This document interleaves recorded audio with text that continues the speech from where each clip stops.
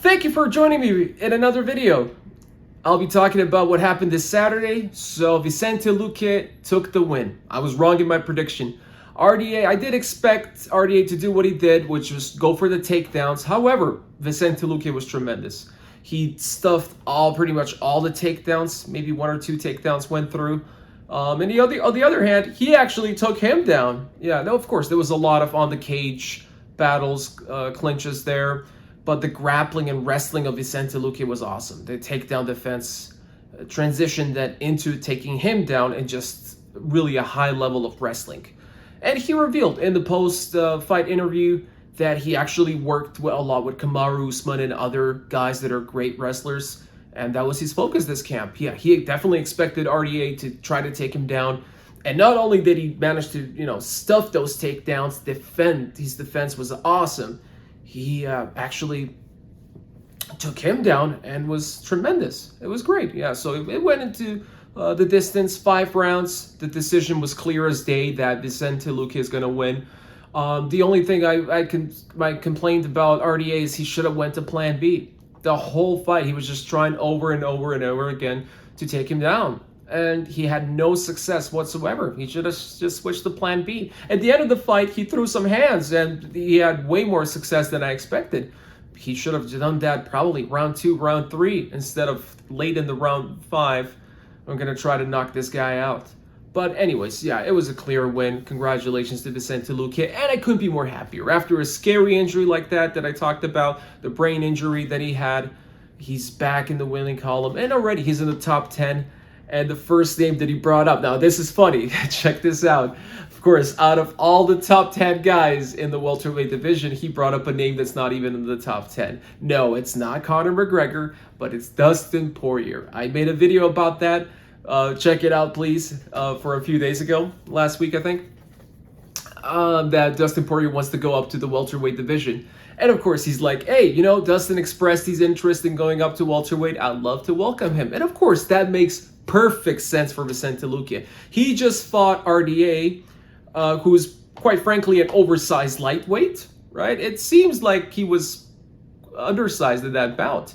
And he's like, what's next? Well, that's a big name, Dustin Poirier, and he's definitely a lightweight. That's going to become a fat welterweight, so why don't I take him? That's an easy win and makes perfect sense for him. And I hope he gets that fight, but like I said, Dustin should remain in the lightweight and just give up on that idea.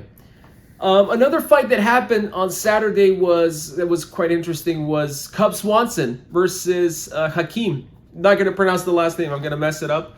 But he took the win, surprisingly. I honestly thought that he lost that fight. I feel like Hakeem did enough to win the decision. Now, at first, I was shocked, but then looking back at the fight, it was actually much closer than I thought. And yes, there was also, I read a tweet from somebody, I can't remember the name, but he was on point, that people listen to announcers the whole time and they dictate your opinion on the fight. You should watch the fight and make your own judgment. And that's true, because the announcers were constantly saying, like, it's a wrap, Hakeem has got this in the bag. Now, yes, to be quite frank, it is a bit of a controversial decision where, well, I get it. Like I said, looking back at the fight, I get it. He did more significant blows compared to Hakeem. There was also the scenario was it in the second or third round where he kept hitting his cup. Now, to my knowledge, the referee did not make a point deduction, but it seems like the judges did. They took like a point off in their heads after that happened. I mean that's how it seems to me. But that was very interesting, and I'm happy for Cub Swanson. He's a nice guy, a veteran of the game.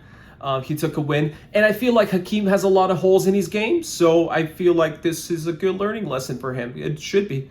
I think he can learn a lot from this loss and move forward as a big upcoming prospect that can, create a lot of tough challenges for the guys in that division. So I think it's good for both guys. It should be a good learning lesson for Hakeem and great for Cub Swanson if he's going to move forward and still fight. I mean, he looked great. He was awesome there. He really was. But let me know what you guys think. Actually, no, I wanted to talk about RDA. RDA as well, in that fight, as I said, he looked undersized.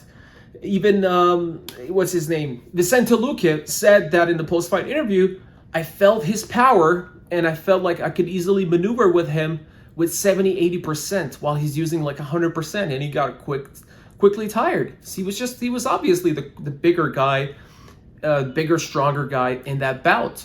So I feel like RDA, if he wants to make another title run, I'm glad he didn't retire. He should definitely do it in the lightweight division, not in the welterweight, because Vicente Luque is one of many guys that are that size or even bigger. So I'm not sure if RDA can make a run at the welterweight looking like that right now. So yeah, it's better to go back to lightweight, make the final fights in the lightweight division, and go from there.